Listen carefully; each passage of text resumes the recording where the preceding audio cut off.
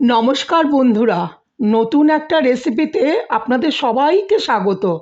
মন ভালো করা দারুণ সব খাবারের খোঁজ আর খুব সহজে কম সময় কিভাবে সেই খাবারগুলো বাড়িতে বানিয়ে ফেলা যায় সেই সব সিক্রেটই আজ আমি শেয়ার করব আমার ভিডিওতে।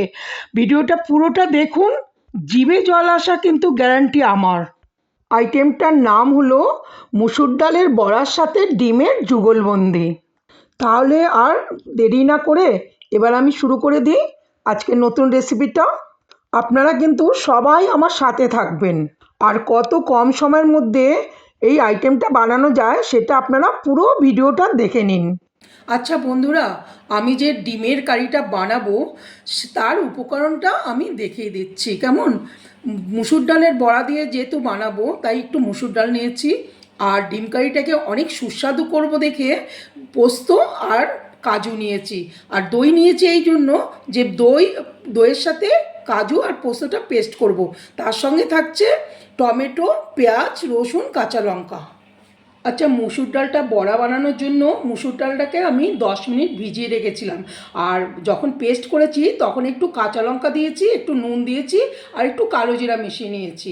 আর তার সাথে সব পেস্টগুলো বানিয়ে নিলাম, টমেটোর পেস্ট, পেঁয়াজের পেস্ট, কাঁচা লঙ্কার পেস্ট, আদা রসুনের পেস্ট, আর পোস্ত, কাজু দিয়ে দই দিয়ে একটা পেস্ট বানিয়ে নিলাম। আমি এখন তেলটা গরম করে কড়াইতে বড়াগুলো ভেজে নিচ্ছি, তবে ফ্লেমটা একদম কম করে নিয়েছি। আচ্ছা, বড়াটা ভাজা হয়ে গেছে, এখন আমি ডিম কটা না একটু হালকা করে ফ্রাই করে নিচ্ছি, একটু হলদি আর নুন মাখিয়ে নিয়েছি।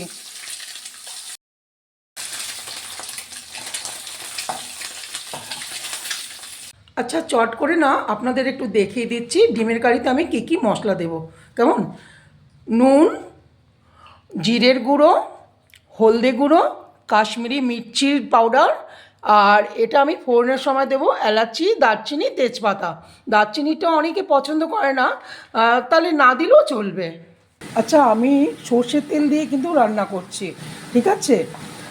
ফোড়নটা দিলাম এলাচি, তেজপাতা, দারচিনি, এরপরে রসুন, আদা, পেঁয়াজটা দেওয়া হয়ে গেছে। এবার আমি একটু কাঁচা লঙ্কা পেস্টটা দিচ্ছি। মশলাটা আমি 5-7 মিনিটের জন্য এখন কষিয়ে নেব। মশলাটা কষানো হয়ে গেছে, এবার আমি টমেটো পেস্টটা দিয়ে দিলাম। টমেটো পেস্টটা 1 মিনিটের মতন একটু নেড়ে চেড়ে নিয়েছি। এবার পোস্ত, কাজু আর দইয়ের যে পেস্টটা সেটা দিয়ে দিলাম।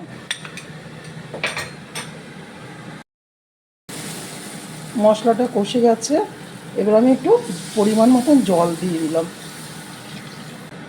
গ্রেভিটা এখন 5-7 মিনিট ফুটবে। এবার আমি না বড়াটা ঢেলে ঝোলের সাথে মিশিয়ে দিচ্ছি। বড়াটা মিশতে তো একটু টাইম লাগবে, তাই ডিমের আগে বড়াটা দিয়ে দিলাম।